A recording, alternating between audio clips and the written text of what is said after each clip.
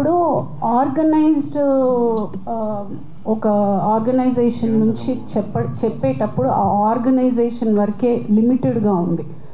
ఇప్పుడు మన ఇండస్ట్రీ అది కాదు, ఇప్పుడు ఇలా అయిపోతుందన్నమాట.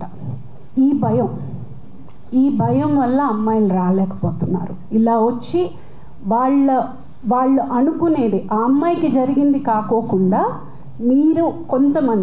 మీరు ఏమనుకుంటున్నారు, లేకపోతే ఆ గ్రౌండ్లో కొంతమంది అసలు సిచ్యువేషన్కి సంబంధం లేని వాళ్ళు వచ్చి కూర్చుని ఆ సిచ్యువేషన్ని ప్రత్యక్షంగా చూసినట్టు మాట్లాడడం వల్ల ఈ ప్రాబ్లం అవుతుందన్నమాట. ఆ భయం వల్ల చాలామంది అమ్మాయిలు రాలేకపోతున్నారు. అది మీ సైడ్ కూడా కొంచెం రెస్పాన్సిబుల్గా ఉంటే చాలా చాలా బెటర్గా ఉంటుంది. బికాస్ ఇది మన ఫ్యామిలీ అండ్ మన ఇల్లు, మనం చదువుకోవాలి. మన పిల్లలకి, మన ముందు రాబోయే పిల్లలకి ఒక మంచి ఎన్వైరన్మెంట్, ఒక మంచి ప్రొఫెషన్గా ఉండాలని మనం అందరం కలిసికట్టుగా మనం వర్క్ చేయాలని నా విన్నపం. ప్లీజ్. Hello everyone.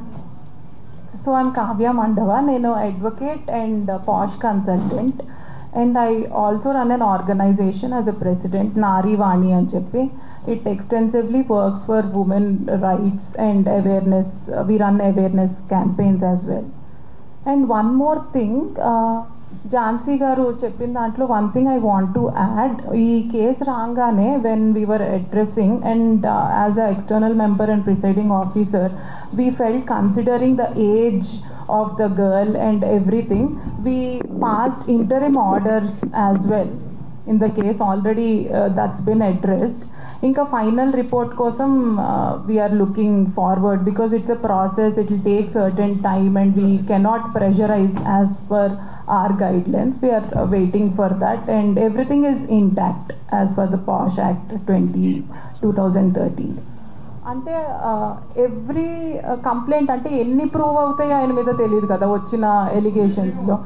వ్యతిరేకంగా వచ్చినప్పుడు based on that we can discuss and we will decide on, even it can go to suspending him or banning him completely, not in this particular case, in general. అలా వ్యతిరేకంగా వచ్చి prove చేస్తే అలాంటి చర్యలు తీసుకోవచ్చు. And అలానే compensating the victim, so అలాంటివి those kind of penalties. And Pragati గారు సార్ రెండోది సార్ ఎందుకు చెప్పుకోలేదు అంటే చెప్పుకునే ఉండుంటారు. రెండోది వాళ్ళు కలిపి వర్క్ చేస్తూ ఉండొచ్చు. చాలామంది నన్ను అడుగుతున్నట్టు క్వశ్చన్ ఏంటంటే ఇంత హెరాస్మెంట్ కంటిన్యూ అవుతున్నా కూడా ఆ అమ్మాయి అతనితోనే ఎందుకు మళ్ళీ వెళ్ళి వర్క్ చేస్తోంది అని. దీన్ని మా కమిటీ చాలా చాలా క్షుణ్ణంగా మల్టిపుల్ యాంగిల్స్ నుంచి చూస్తోంది.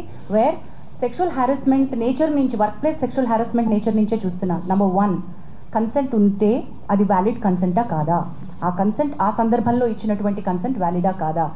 క్విడ్ ప్రోకో అంటే నేను నీకు నా సెక్షువల్ ఫేవర్ ఇస్తాను, నువ్వు నాకు పని ఇవ్వు, ఇది కూడా సెక్షువల్ హారాస్మెంట్ కిందకే వస్తుంది. Can I underline that again and repeat that again?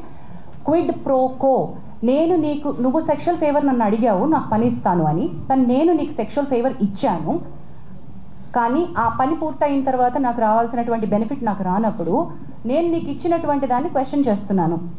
నువ్వు నాకు ఇస్తానో నాకు రాలేదు, మరి నేను నీకు ఫేవర్ ఇచ్చాను కదా ఏంటి అని, రైట్? అది క్విడ్ ప్రోకో, అది కూడా సెక్షువల్ హారాస్మెంటే. అలాంటి సందర్భంలో ఆ అమ్మాయి ఇచ్చిన కన్సెంట్, ఈ కేసు అనే కాదు ఏ కేసు అయినా సరే, అలాంటప్పుడు ఇచ్చిన కన్సెంట్ నాట్ వ్యాలిడ్ కన్సెంట్ అని కూడా అంటోంది. సో కన్సెంట్కి చుట్టుపక్కల ఉన్నటువంటి వ్యాలిడిటీ గురించి ఈ కమిటీ చాలా చాలా చాలా చాలా లీగల్ పాయింట్స్ తోటి వెళ్తోంది. Because this is not an ఒకటే హారాస్మెంట్ కేసు కాదు, ఇందులో మల్టిపుల్ కోణాలు ఉన్నాయి. డొమెస్టిక్ ఇష్యూస్ ఉన్నాయి, అఫేర్ అని ఉంది, ఆల్సో ఎందుకు ఆ అమ్మాయి ఇన్నాళ్ల నుంచి వర్క్ చేస్తున్నా కూడా ఎందుకు చెప్పుకోలేకపోయింది అని ఉంది. సో రకరకాల అలిగేషన్స్ ఉన్నాయి, వీటన్నిటిని కూడా మనం చూస్తున్నాం.